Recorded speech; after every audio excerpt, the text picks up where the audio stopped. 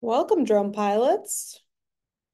We're going to wait one more minute, let a few more trickle in, and then we're going to get started.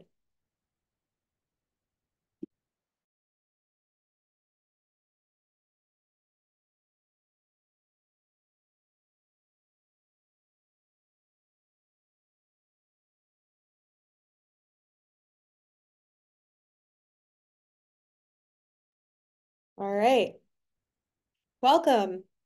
My name is Emily. I am the Director of Business Development here at Aloft, and we are really excited about this webinar today because so many of you have reached out to us and expressed your pain points while applying for an SGI waiver. So I can't wait to share with you how we are able to mitigate the lengthy process and waiting periods during your SGI process using the air control platform. We have Kevin joining us today as well. He is the head of customer success and an expert on commercial drones. He works with hundreds of organizations across the globe, varying from 2 to 2,000 pilots in all industries. He is the guy on your team who can solve almost any technical issue. When I send people over to Kevin, I know they are in great hands. So I invited him today to help show you how the feature works and also answer any questions. We heard from many of you that the current lengthy and tedious process that is required to get an SGI waiver is hindering your operations. Since we had such an overwhelming demand for this, we responded by giving you what you asked for. We can now automate the SGI waiver process in air control and help enable you to fly safely and swiftly in restricted national airspace. Over the next 30 minutes, we will dive into how the new SGI feature will streamline your waiver process in the field and allow you to get in the air and respond to your emergency faster. Keep in mind, we will reserve the last 10 minutes for Q&A, so you are welcome to enter your questions into the queue throughout the presentation. Let's get started. First, we want to briefly review the difference between an SGI waiver and a LANC authorization. A LANC authorization is something you are probably very familiar with if you're an experienced commercial drone pilot. If you are unclear, then worry not. We are here to learn. LANC authorizations allow you to quickly and routinely get approved to fly in controlled airspace, typically around designated airports. You can get an auto approval in real time in the field when you leverage air control. In fact, Aloft conducts over 80% of all of the LANC authorizations in the US because our ease of use tends to be preferred by most drone pilots. You can get a LANC authorization as any operator, whereas SGI waivers require specialized permission on a case-by-case basis. An SGI, or special government interest waiver, is required for flights in restricted areas where you cannot get a LANC. A few examples of when an SGI waiver would be required is flying in military installations, TFRs, or stadiums. Most often, public safety operators use SGI waivers for emergency situations.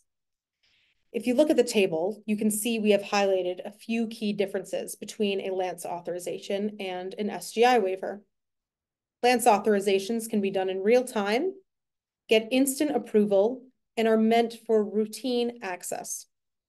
SGI waivers, on the other hand, deviate from standard Part 107 guidelines, require a detailed justification, and are applicable only in exceptional circumstances, such as disaster response and law enforcement activities. SGI waivers often involve back and forth communication with authorities and lengthy waiting periods. Long waiting periods result in frustrating and inefficient communication, which cause your operations to be delayed. This is why we decided to automate the process. SGI waivers in one click. If you are already using Aloft and are familiar with missions, then sending an SGI waiver will be as simple as a single click. Some advantages for applying for an SGI waiver using Aloft is Aloft will autofill your form, including the latitude and longitude coordinates in the correct format. We hear most often that inputting the latitude and longitude coordinates is the most tedious and time-consuming part of applying for the waiver. Whether you need to call the SOSC directly or are applying in advance, you will still be required to fill out this form. Missions and Air Control will auto-fill those coordinates using the precise location of the polygon you drew on your map when you planned your mission. You can create a mission for an SGI in real time in the field or prior to going to the field. If you apply for an SGI on a regular basis, then you can even duplicate your missions to reduce redundancy. Doing so allows you to centralize your SGI process in the same place that you access airspace, track flight information, and manage reporting, all while automatically tracking your flights, pilots, and aircraft. You can complete a waiver at your command post, from a computer in your squad car, or even on the fly in the field. We have cross-platform compatibility, so you can access air control and apply for your waivers no matter where you are. Kevin, can you help us get into a little more detail? Hey, absolutely. Thanks, Emily. Hey, everyone. Great to be with you today. We can jump right into it. So as Emily mentioned, most Part 107 operators are already familiar with filing LANC authorization in controlled airspace. When we're in more sensitive airspace, like those 0-foot altitude grids that usually need further coordinated LANC, or during a TFR, the FAA has this alternate option through the SGI, or Special Government Interest Waiver process. The purpose of the SGI waiver is to get that fast approval to fly during an emergency or for emergency UAS operations, such as search and rescue and disaster response and any other critical situations where time is of the essence. So before we get into the actual details, let's cover some background on those SGI waivers. And just to repeat, those SGIs are a special expedited process specifically for emergencies. So before we even get started, we're going to want to make sure that the purpose of our flight actually qualifies. And this is going to include, we've mentioned a few, this is going to include things like firefighting activities, search and rescue, law enforcement, but it also includes groups like utilities, insurance, and media groups. So in order to be eligible to apply for one of these SGI waivers, we do need to either have our Part 107 or have an existing COA, that's a certificate of authorization or waiver with the FAA. These SGIs are not really going to be appropriate for recreational flights or anything like that. And then lastly, as a note, having access to this feature in the air control platform does require an enterprise subscription. So while we're preparing for SGI waivers, it's important to make sure we have easy access to all the information necessary for that authorization. And especially if SGIs are going to be a recurring part of our day-to-day operations, this is going to include having any existing COA numbers available, if you do have any of those, additional details about the proposed operation, what are we doing, as well as details about the drone and the pilot and description of the event, of course, and that operational area, the lat longs that Emily was pointing out.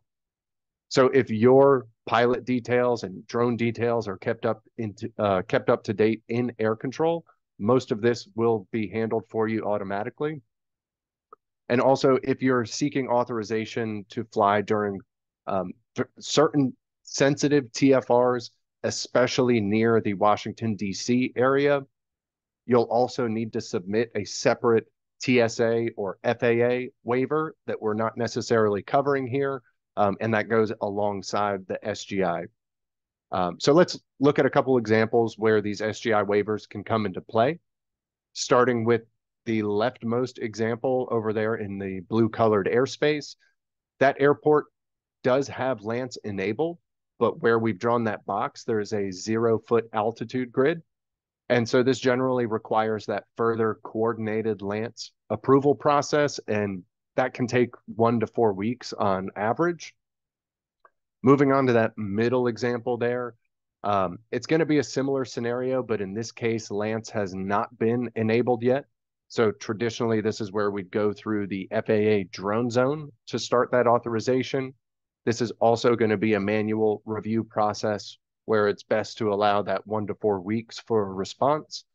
And then the third easternmost example shows an area of uncontrolled airspace, but it has an active TFR, those temporary flight restrictions, and those normally prohibit any drone flight.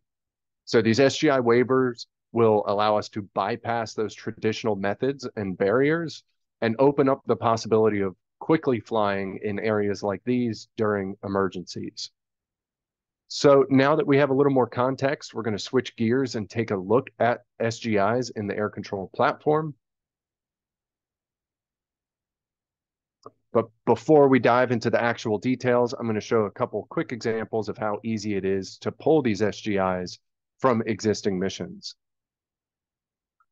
So right now I'm showing you, I have my iOS, my iPhone on the left-hand side, my web browser on the right. And once you pull up a mission, you'll find the SGI waiver button right in the top right of that mission panel. And when you have all the needed details, it's really as simple as clicking a button. So I can show you here on the web, that'll pre-populate all our details here, as well as in the mobile side. We have the option for the same functionality here.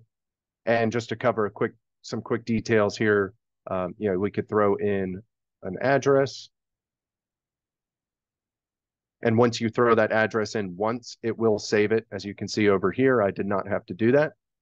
The main two callouts are going to be to enter that altitude. That will not be pre-populated.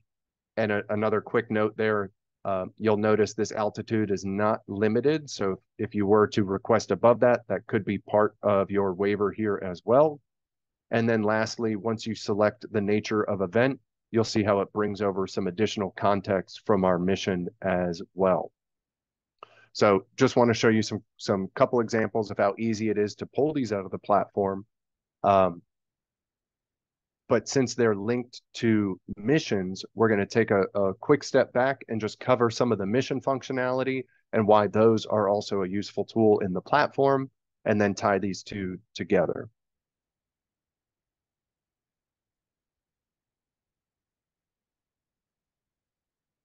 All right, so missions in general help provide us with the context and purpose of our flights.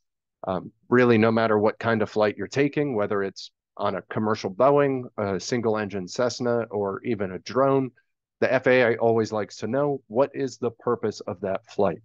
So tracking the purpose of flights is also going to be important internally for groups like risk management, legal departments, or even just general reporting to our admins and management. So missions make it easy to have that complete historical record of the purpose for all our flights and activity.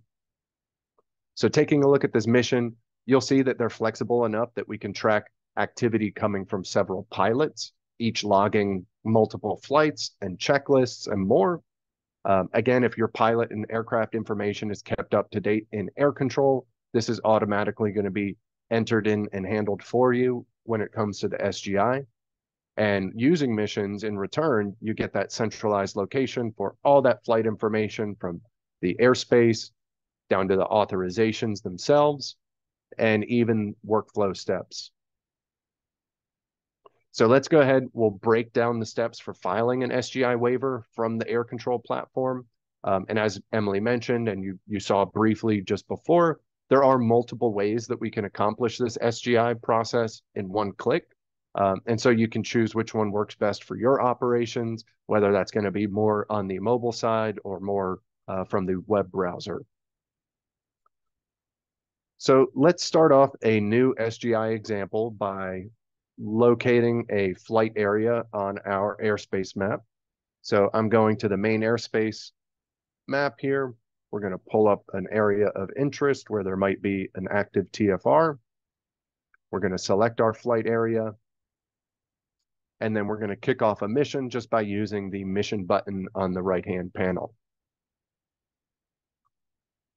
So now, just working in order from top down, we're going to fill out the mission details, not to skip over tags here, which are also very useful for reporting and determining the purpose of flights and what we're actually doing out in the field.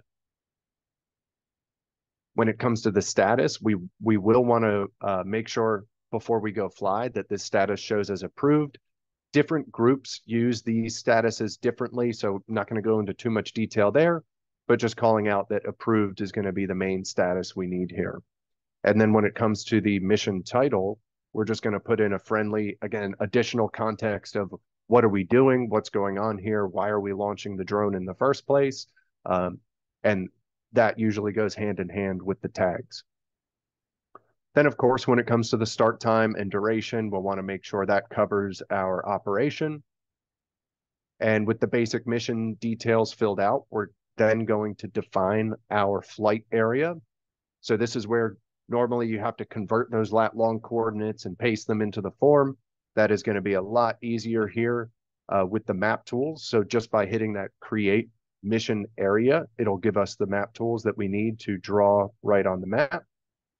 And I'm just going to use this polygon tool here and enter in a flight area like this. And then lastly, we mentioned those aircraft and pilot details. We're just going to want to make sure we include our crew as part of this mission as well. So I'll add a pilot in command. I'm going to add a couple visual observers. And then lastly, we're going to add that aircraft. Now we do have the space for mission notes. This is where we're going to provide that description, so a little bit more detail. If this is a search and rescue, what are we looking for? What's going on? The nature of the event. And again, this will all carry over into that SGI waiver process. So now that the mission is filled out and complete, we're going to go ahead and add that to save the mission. And then once our mission is saved, we can now pull up that SGI waiver. And again, just as a reminder, if you don't see the button and are interested in accessing this feature, please reach out. We'd be glad to help get you set up there. So after tapping the SGI button, there's a few steps, as I mentioned earlier, we won't want to forget or skip past. Double check that we have the correct address in there. As I scroll down, again, there is a spot for COAs if you have any nearby or that you're flying under for this purpose. If you don't have Part 107, we do want to put in our flight altitude here. And lastly, with that nature of event, once you select it, it will bring over that same description from the mission. There is one more option down here for pilot qualifications, but we're going to skip over that piece. Now, once we're happy with all the details we see, we can then download a copy of this PDF. But while we're going ahead and downloading this, we can also choose to save that PDF to the mission. And this is going to be good for future reference. So it saves right to the mission in the document section. So we can always go back and reference if we need to show compliance or using it as a template for future requests as they arise. We'll always be able to access that same PDF, make some updates, and refile that as needed. So we'll choose that option. We'll go ahead and download and save. You'll see that pop right up in your browser. And if we just click on that, you'll see that you're still able to open this PDF and make adjustments if you need to, any edits prior to sending it off. Once everything looks good and we're ready to submit this, we will be sending it off to the FAA's SOSC. That's the System Operations Support Center. And you'll see the email address is included right on the form. And lastly, there is a phone number that's included and monitored 24/7 if you do need that more immediate authorization. So once we send this off, the FAA is going to review the request. And once approved, they're adding an amendment to our either COA or Part 107 that authorizes us to fly under these conditions for that specific operation. And so again, if this does require immediate approval, there's that phone number down there if needed. So just as kind of a reminder, once we get that approval, we're going to stick to the conditions laid out on the waiver. Sometimes they may add additional restrictions, like maybe a lower altitude than what you requested, or maybe mention, hey, a special authorization isn't required at night, just as a couple examples. And then remember to always keep a copy of this approval with you during your operation, just in case, an FAA representative shows up, you get ramp checked in the field, we can prove our compliance, especially if we're flying during something like a TFR. And don't forget, if we did save that PDF to our mission, we'll always have that digital copy available for reference. And not only does this help out in the field, but down the road in detailing our compliance. And we can also reuse these moving forward by downloading that PDF or even using the duplicate option on the mission. So if I can back out, as I mentioned, we can also just duplicate the mission, and that will carry over all the same details. So our pilots, our visual observers, the drone, the flight area, and basically we'll just assign a new date, new time frame to that request, and then we're just a step away from getting that one-click SGI waiver. Then once everything is over, we've passed the end time of our waiver, we'll simply go back to our normal Part 107 operations and regulations there. And as a reminder, these SGI waivers are really a special use case and should only be used in true emergency situations. So we will always want to prioritize, our safety and those around us to adhere to those FAA guidelines and regulations. So with that, I hope it provides some additional insight for those that may be completely new to the SGI process, or provides a little more streamlined approach for those who regularly use it already. And with that, I will hand it back to you, Emily. Thanks, Kevin. That was a wonderful demo, very informative. Yeah, so before we get into QA, I do have a question myself. Why can't we process the SGI waiver like a Lance directly on the platform? Yeah, that is a good question. And I think there's maybe a two-part answer there. First, because of the sensitive nature around these requests, we felt that should be coming directly from the user, and they should have full control over sending and receiving communications from the FAA. So we wanted to leave that in the user's hands. And as a second part there, Aloft does closely follow our customer base and industry trends out there. So we're also anticipating things with the upcoming Part 108, where things might change a little bit.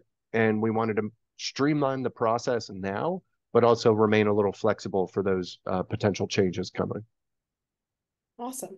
Thank you. All right, let's get into the questions. First is from Adam. If you have a COA already, why would you need to submit an SGI waiver? Just fly under your COA. So good point. If you have authorization, you might not necessarily need it. However, COAs don't generally cover if a TFR pops up and all of a sudden it becomes restricted airspace. And another part to that I might say is, depending on how you request the 0-foot grids for your area, your COA may just say, hey, you're pre-approved to the predetermined altitudes that are shown on the map.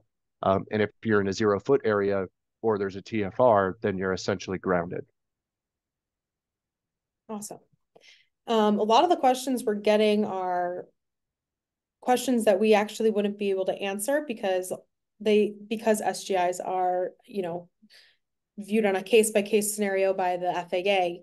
They ultimately have the say, right? So you might be able to help, Kevin. I don't know. Here's a question from John. He says, this information is very new to him. I'm currently in SAR. How do we go about getting our drones off the ground in areas that we need an SGI? Sure. So, there might be some extra questions I have to better answer your question. So feel free to reach out afterwards. So if we're specifically talking about getting the drone off the ground and you're running into situations where the props won't turn and the drone won't take off, you're likely running into a completely separate safety system that's usually related to DJI and their fly safe geozones. And so when you're in sensitive airspace, that is totally separate from your FAA compliance. Like if you get Lance, that is your FAA authorization to fly in controlled airspace. If you receive an SGI waiver, again, that is your authorization to fly during that time at that location. Um, you can then, if you do run into those unlock situations where the drone just won't take off, uh, two more points there. You can then take your authorization into the DJI system to get an unlock request approved through them, and then the drone will be able to fly. And then maybe as a part two, if you are involved with public safety or specifically, search and rescue teams, there is an additional avenue. It's called the QEP program, Qualified Entities Program. And that's essentially a permanent unlock so that you won't have to worry about showing up in a sensitive or critical situation like this and your drone, being locked on the ground. Awesome. One question we have from JD is, how do I get access to this feature? Basically, all you got to do is reach out to Kevin or I. We have the sales at Aloft email up on the screen. You can also reach out to me directly, Emily at aloft.ai. And if you have any more technical questions, you can reach out to Kevin at aloft.ai.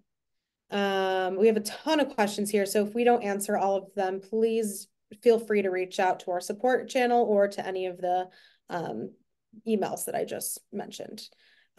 So let's see, another one. Do you require special permissions to apply for SGI, or can any Part 107 remote pilot in command with a legit use case apply for an emergency scenario? So the basic qualification is that you are a current Part 107 pilot or have an active COA. So that is the minimum requirement to be eligible. So that's where, like with the search and rescue example, sometimes those that help with those operations are not necessarily part of a police department. They're maybe volunteers or helping out. In that situation, they would qualify to request that sort of authorization. Awesome. Another one from Austin. Can this include an operation that requires BV loss?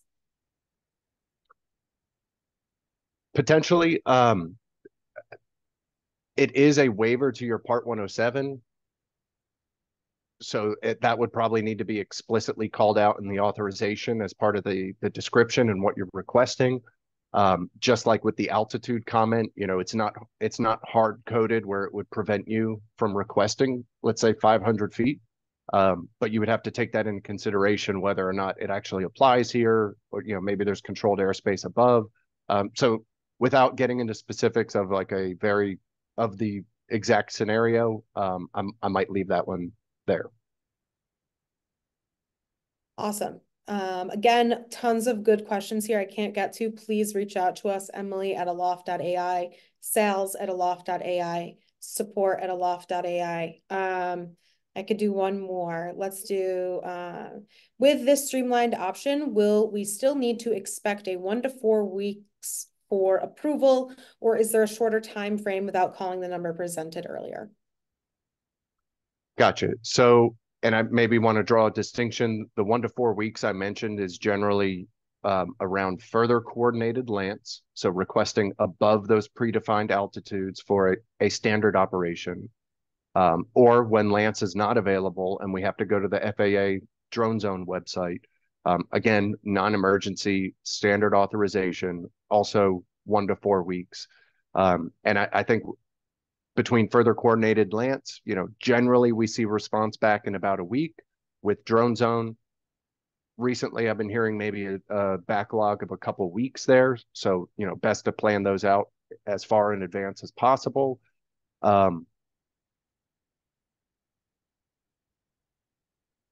Was there a second part to that question? I think you answered it. Okay, perfect. Basically, you have to still call. All right. Yes, I'm sorry, just to close that out. Yes, with the SGI, specifically with the SGI during an emergency, you don't necessarily want to wait 1 to 4 weeks. So that's what that phone number, so that 24/7 phone number is for. Thank you. Yeah. Lots of questions about media and descriptions. I recommend going to YouTube.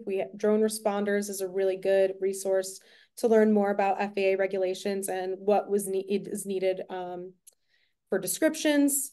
But we are at time. I think we can answer one more. So from Jared, I was just approved COA within a military Air Force base, but limited in SSI areas. Is it a on as needed basis for the approval on an SSI request? Will the SGI circumnavigate the SSI process?